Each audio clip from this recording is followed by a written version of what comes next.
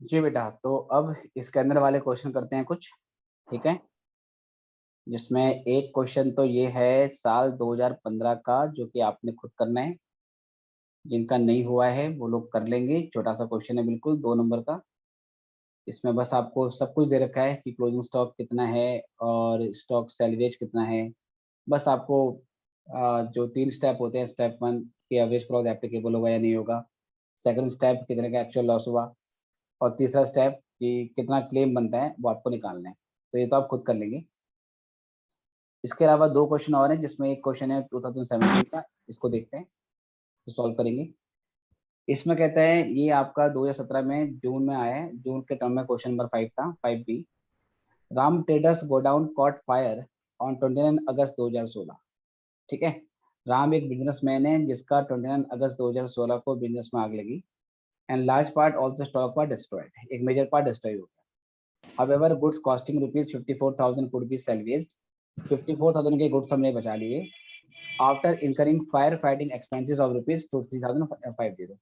ये fire fighting expenses क्या है, ध्यान से देखना है, इसके बारे में बात करेंगे। जब आग लगी तो उसने आग बुझाने की भी कोशिश करी होगी, ठीक है। तो आग बुझाने की कोशिश के दौरान उसने 2,350 खर्च कर दिए।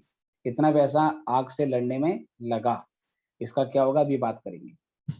तो ये आग कब लगी है सर? ये 29 अगस्त 2016 में लगी है। इसका मतलब हमारा करंट ईयर कौन सा होगा? 2016-17 होगा। और 16-17 में बीच में आग लगी है 29 अगस्त को, है ना। करंट ईयर हमारा 16-17 है, और प्रीवियस ईयर हमारा 15-16 होगा। ओके। तो कॉस्ट ऑफ स्टॉक दे रखा है 1 अप्रैल 2015 का, ये 3,55,250 है। क्लोजिंग स्टॉक दे रखा है आपको पिछले साल का, ये इतना दे रखा है। परचेजेस दे रखी है पिछले साल की, ये इतनी है। करंट ईयर में साल शुरू होने से up to date of fire इतनी परचेज हो गई। Cost of goods distributed as samples for advertisement from 1 April 2016 to date of fire. Current year में हमने कुछ सामान फ्री सैंपल के लिए दे दिया था, है ना। कुछ सामान हमने फ्री सैंपल में बांट दिया था, तो कुछ नई एडजस्टमेंट भी है इसमें। क्या होगा आप इसके बारे में बात करेंगे। इसके अलावा कुछ स्टॉक परसेंट यूज के लिए विड्रॉ किया था बिजनेसमैन ने करंट ईयर में up to date of fire, वो आपका इतना हो गया। करंट ईयर में सेल्स, पिछले साल की सेल्स 40 लाख की है, और करंट ईयर में फ्रॉम ईयर की बिगिनिंग से लेकर डेट ऑफ फायर तक इतने की आपकी क्या नाम है सेल हुई है। The insurance company also admitted the fire fighting expenses. Insurance company ने फायर फाइटिंग एक्सपेंस भी एडमिट किए हैं। इंश्योरेंस कंपनी बोल रही है कि आप स्टॉक को बचाने की कोशिश कर रहे हो, तो अच्छी बात है। We are very very thankful कि आप ऐसे एफर्ट लगाते हैं। हम आपके एफर्ट को अप्रिशिएट करेंगे, और आग बुझाने के लिए जो आपने खर्चे लिए हैं उसको भी क्लेम में जोड़ा जाएगा। The trader had taken the fire insurance policy for rupees 4,50,000। सब इंश्योर्ड 4.5 लाख का है, और एवरेज क्लॉज अगर जरूरत पड़ेगी तो अप्लाई होगा। तो आपको ये पता लगाना है कितना क्लेम एडमिट किया गया है, ठीक है सर। ये क्वेश्चन है, और ये 7 मार्क्स में आपके एग्जाम में आया हुआ है। करते हैं सॉल्व। तो सबसे पहले हमें, क्योंकि जीपी रेशियो देखो गिवन नहीं है इसमें, जीपी रेशियो नहीं गिवन है, तो पिछले साल का ट्रेडिंग अकाउंट बनाना पड़ेगा, ताकि पिछले साल के ट्रेडिंग अकाउंट से जीपी रेशियो हमारा आ जाए। ओके, चलो जी करते हैं। तो memorandum trading account,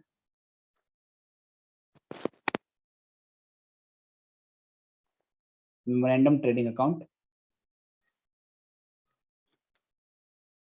for the year ended 31 March 16। Current current year हमारा 16-17 है, प्रीवियस ईयर हमारा 15-16 है, तो ये बन रहा है previous year.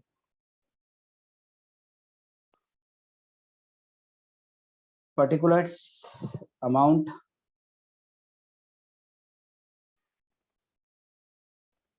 Particulars amount, debit credit.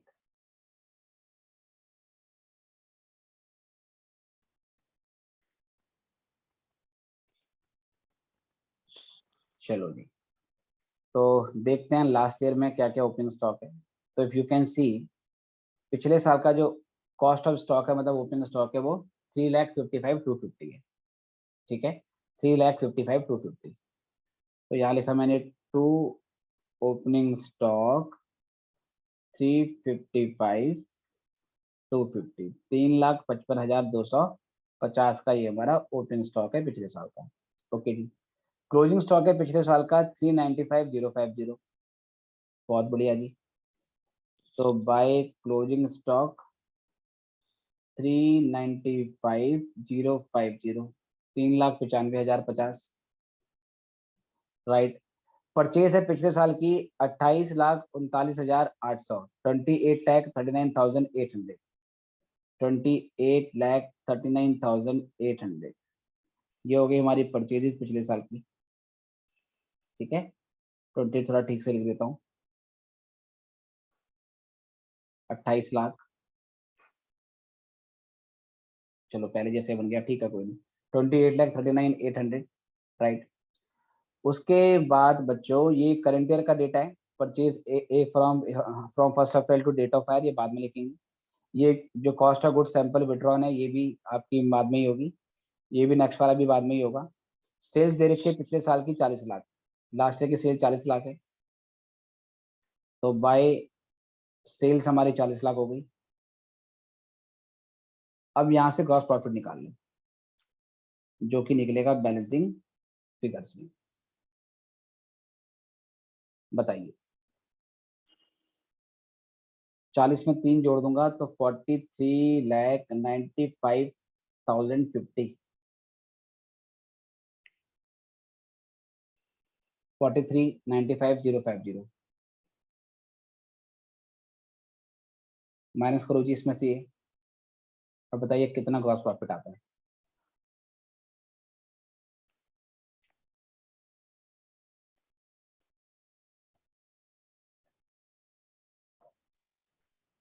बारह lakh. 12 lakh exact. Yes sir. चलिए, अब यहाँ से जीपी रेशो निकाल लो पिछले साल का। तो gross profit by sales into 100, तो 12 lakh divide by 40 lakh into 100, बताओ कितना।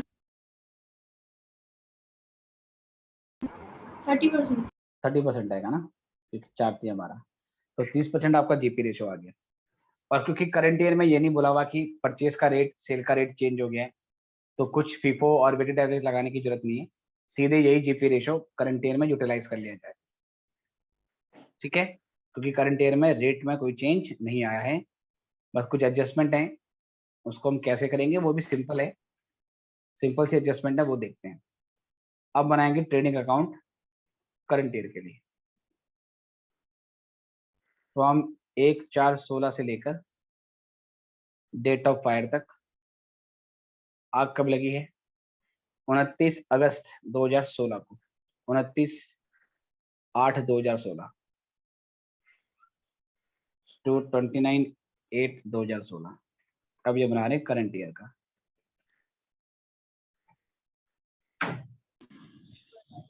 सर इसमें मेमोरेंडम नहीं लिखेंगे? लिखेंगे, बिल्कुल लिखेंगे, इसमें भी मेमोरेंडम लिखना है। ये दोनों अकाउंट आपके मेमोरेंडम बेसिस पे बनते हैं। चलिए, इसके बाद फिर डेबिट क्रेडिट, यहाँ लिखेंगे ओपनिंग स्टॉक। ये कहाँ से आएगा सर, जो पिछले साल का क्लोजिंग स्टॉक था वो करंट ईयर का ओपनिंग बन जाएगा। तो लास्ट ईयर का क्लोजिंग है 395,50, 3,95,050 रुपए। तो जो लास्ट ईयर का क्लोजिंग है वो करंट ईयर का ओपनिंग, तो 395,050। उसके बाद करंट ईयर में कुछ परचेजेस हुई हैं, और परचेजेस में बहुत सारी एडजस्टमेंट है, परचेजेस में बहुत सारी एडजस्टमेंट है, ध्यान से देखना। करंट ईयर में हमने जो परचेज करी है वो करी है 16,55,350, ये करंट ईयर की परचेज है।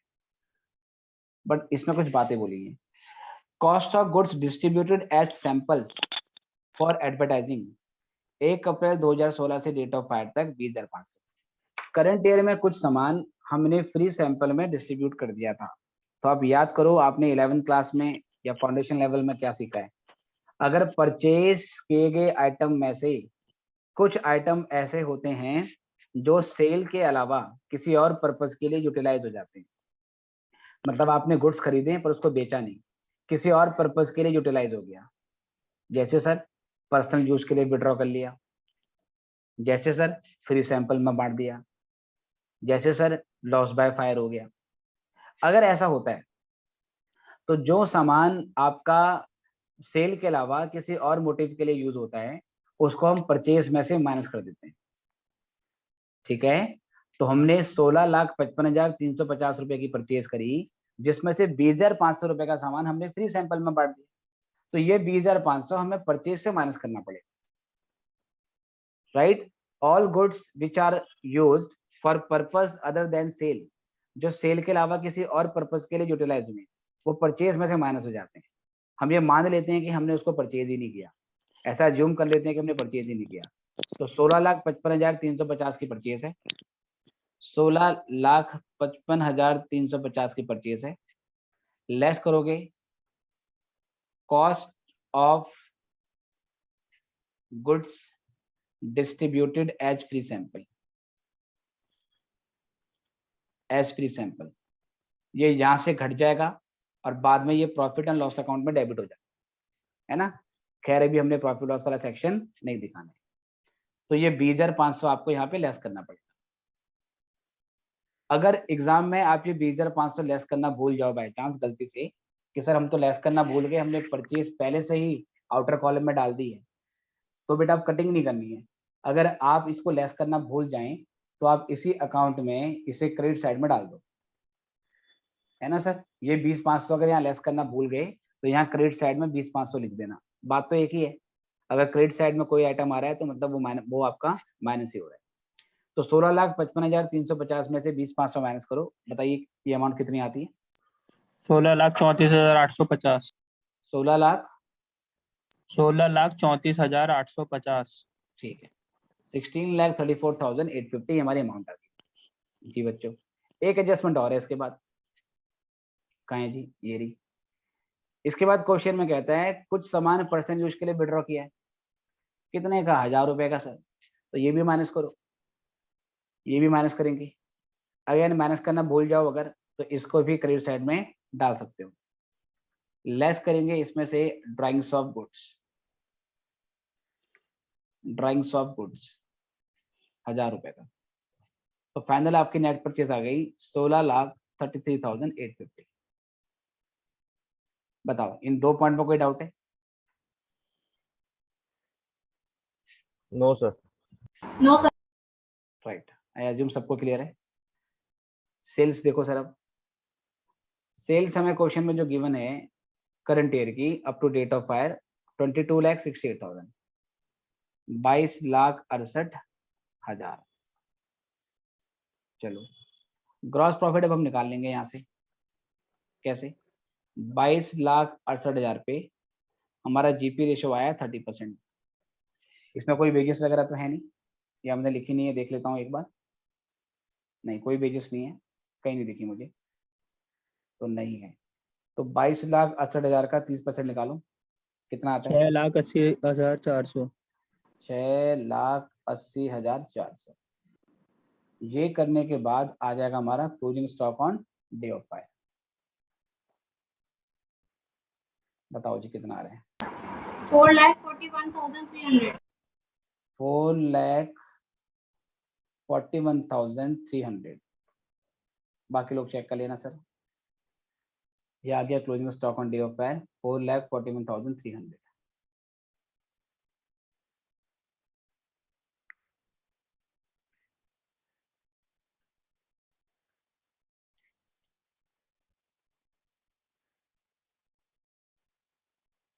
चेक करो सही है ये 4,41,300।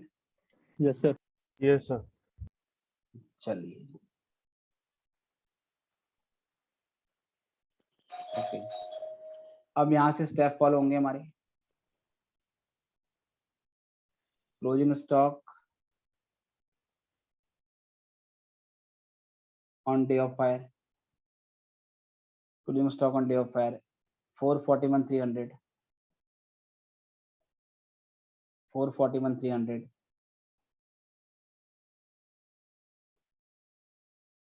सब इंश्योर्ड कितना था बेटा? सब इंश्योर्ड 4.5 लाख। 4.5 लाख। 4.5 लाख का सब इंश्योर्ड है, सफिशिएंट है नहीं है? यस सर, नहीं है सर। सफिशिएंट है। 4.5 लाख है और Yes, फुल sir. प्रोटेक्ट है, तो एवरेज क्लॉज एप्लीकेबल नहीं होगा। Hence average clause not applicable. चलो जी, सेकंड स्टेप इसके बाद closing stock on day of fire 441,300 less करेंगे stock salvage. Stock salvage sir, stock salvage जो है आपका कितना बचा लिया, वो है 54,000। इतना स्टॉक बचा लिया, तो 54,000 माइनस करो। 3,87,300। 3,87,300। अब इसमें ऐड करेंगे बेटा फायर फाइटिंग एक्सपेंसेस। इतना तो नुकसान हो गया, प्लस आग से लड़ने के लिए कुछ खर्चे किए हैं इन्होंने, और क्वेश्चन क्या बोल रहा है कि भाई इसका भी क्लेम मिल जाएगा। क्वेश्चन कह रहा है इसका भी क्लेम मिल जाएगा, तो 2350, तो 38730 में 2350 प्लस करो, इतना ही है ना? हाँ 2350 3,89,650। राइट, 3,89,650। तो ये सर हमारा ग्रॉस लॉस आएगा, ठीक है? ये पूरा लॉस आएगा हमारा सब कुछ मिला के। ग्रॉस मतलब total, gross loss of stock including expenses, क्योंकि क्वेश्चन में बोला हुआ है कि फायर फाइटिंग एक्सपेंस इंक्लूड होंगे। अगर नहीं बोला हो बेटा तो भी लेना है कि नॉर्मली इन खर्चों को भी कंपनी रिएम्बर्स करती है। चलो सर, एवरेज कॉस्ट तो एप्लीकेबल है नहीं, तो जितने का हमारा लॉस आया उतना ही क्लेम मिल जाएगा। तो insurance claim lost equal to actual loss of stock including expenses, ये है 389,650। 3,89,650 का क्लेम मिल जाएगा। अगर एवरेज क्लोज लगता तो 389,650 को आपने प्रोपोर्शन करना पड़ता। 389,650 को प्रोपोर्शन करने का मतलब है कि 2,350 का भी प्रोपोर्शन हो रहा है, क्योंकि अगर एवरेज क्लॉज लगता तो हम ये मानते हैं कि जो ये फायर फाइटिंग एक्सपेंस किए हैं ये दोनों तरीके के स्टॉक के लिए किए होंगे। जो इंश्योर्ड है उसको बचाने के लिए भी किया होगा, और जो अनइंश्योर्ड है उसको बचाने के लिए भी किया होगा। तो जब एवरेज क्लॉज एप्लीकेबल होता है, इसलिए फायर फाइटिंग एक्सपेंस भी प्रोपोर्शनेट हो जाते हैं, इसलिए इसको यहाँ पे जोड़ना सही है। कई बार कुछ बच्चे क्या करते हैं कि पहले पूरा क्लेम निकाल देते हैं एवरेज क्लॉज लगाने के बाद, और फिर उसमें अलग से जोड़ देते हैं 2,350, मतलब जो फायर फाइटिंग एक्सपेंस होते हैं। अगर क्वेश्चन में ये बोला हुआ है कि फायर फाइटिंग एक्सपेंसेस का पूरा क्लेम मिलेगा, क्वेश्चन में बोल दे कि इंश्योरेंस कंपनी ने ये बोला हुआ है कि फायर फाइटिंग एक्सपेंस का फुल अमाउंट मिलेगा, तो आप एवरेज क्लॉज लगाने के बाद जो अमाउंट आएगी उसमें जोड़ना। अदरवाइज नहीं बोला हुआ, सिर्फ ये बोला हुआ है कि फायर फाइटिंग भी इंश्योरेंस क्लेम में एडमिट होंगी, तो इसका ये मतलब हुआ कि प्रोपोर्शनेट करके आपको निकालना पड़ेगा उसे, अगर एवरेज क्लॉज एप्लीकेबल है तो। और ये ठीक भी है, क्योंकि जहाँ एवरेज क्लॉज एप्लीकेबल होगा फायर फाइटिंग एक्सपेंस दोनों के लिए इनकर किए होंगे, इंश्योर्ड के लिए भी और अनइंश्योर्ड पोर्शन के लिए। बताओ ये क्वेश्चन क्लियर है या नहीं? Clear Yes, sir. sir. Right, तो ये 7 मार्क्स में आया था आपका, ठीक है? एक क्वेश्चन और है, उसको भी देख लेते हैं। दिस इज क्वेश्चन नंबर 2017 में आया हुआ है, दिसंबर 7 में। Right, the premises of x limited cot fire on 22 January 2015 and the stock were damaged. अच्छा जी, 22 जनवरी को आग लग गई और स्टॉक डैमेज हो गया। और the value of good salaries was negligible, बहुत कम सामान बचा। The firm made up accounts to 31 March every year, हर साल 31 मार्च में अकाउंट करती है। अगर ये बताओ 22 जनवरी 2015 को आग लगी है तो मेरा करंट ईयर कौन सा होगा? 14-15। 14-15, ठीक है। 15-16 मत कर लेना क्योंकि जनवरी आ गया है, तो मतलब ये मार्च के बिल्कुल समीप हो गया है, तो 14-15 हमारा करंट ईयर होगा। 31 मार्च 2014 को मतलब कि ये बोलता है पिछले साल के एंड में जो स्टॉक था आपके पास वो 13,27,200 था, और 31 मार्च 2013 को मतलब कि ये हो गया लास्ट ईयर का ओपनिंग स्टॉक, ये 9,62,200 था। परचेजेस करंट ईयर में साल शुरू होने से डेट ऑफ फायर तक 34,82,700 की थी, और पिछले साल 2013-14 की जो सेल थी वो 45,25,000 थी। ठीक है, आपको क्वेश्चन पढ़ना भी आना चाहिए। कई बार बच्चों की जो इंग्लिश है वही वीक होती है, अंग्रेजी वीक होने की वजह से भी क्वेश्चन समझ में नहीं आता कि इसमें दिया क्या। ओके, तो बहुत ध्यान से पढ़ना है। And the corresponding sales figure were ₹49,17,000 and 52 lakh respectively. Correct, corresponding sales figure 49,17,000 52 lakh थी। इसका क्या मतलब है? देखो परचेज आपको कैसे दी है, परचेज पहले आपको दे रखी है पिछले साल की, नहीं ये रही परचेज पहले दी है आपको करंट ईयर की, और फिर दी है आपको प्रीवियस ईयर की। तो सेल्स भी ऐसे दी होगी, सेल्स पहले ये दी है करंट ईयर की और ये दी है प्रीवियस ईयर, है ना। कॉरस्पॉन्डिंगली मतलब उसी ऑर्डर में, जिस ऑर्डर में परचेज गिवन है उसी ऑर्डर में सेल्स गिवन। तो परचेज पहले करंट ईयर की बताई है, फिर लास्ट ईयर की बताई है। सेल्स में भी ऐसे मानेंगे करंट ईयर की इतनी और लास्ट ईयर की। आगे क्वेश्चन में कहता है जुलाई 2014 में goods costing ₹1 lakh were given away for advertisement purpose. 1 lakh का सामान हमने बांट दिया था एडवर्टाइजमेंट के लिए, राइट। इसकी कोई एंट्री नहीं बनाई, बताओ इसका क्या होगा? जुलाई 2014 कौन सा साल है? पिछला साल है या परचेज से माइनस करेंगे। कौन सी परचेज? करंट ईयर की परचेज में से या करंट ईयर की परचेज में से? करंट ईयर की परचेज में से 1 लाख माइनस करना है क्योंकि ये काम 14-15 में हुआ है, ठीक है। Rate of gross profit constant है, बट है कितना हमें पता नहीं। तो क्या करोगे, पिछले साल का आपको क्या सकते हैं, पिछले साल का ट्रेडिंग अकाउंट बनाना पड़ेगा, वहां से जीपी रेशो निकल जाएगा, हो जाएगा। सम इंश्योर्ड 5.5 लाख का है। तो क्या ये क्वेश्चन अपने आप नहीं हो जाएगा आपसे? What do you think? Yes sir. एक ट्राई तो बनता है इसका, है ना। हाँ, ट्राई तो बनता है बिल्कुल, बस बहुत ध्यान से पढ़ना। तो ये करना आप और मुझे इसका सॉल्यूशन ग्रुप में डाल देना, बता देना क्या आंसर आया आपका, ठीक है। ये होमवर्क के लिए, मेरा भी एग्जाम है तो मैं भी छोड़ता हूँ अभी आपको, 10 बजे मेरा भी एग्जाम है, तो फटाफट मिलते हैं अब नेक्स्ट क्लास में। और अगली क्लास में हम एबनॉर्मल आइटम का क्या इफेक्ट है वो हम आपके साथ डिस्कस करेंगे, राइट। ये क्वेश्चन होमवर्क है बेटा, ओके। कोई डाउट है? चलिए गुड बाय, मिलते हैं नेक्स्ट क्लास में। स्क्रीनशॉट ले लेना क्वेश्चन का।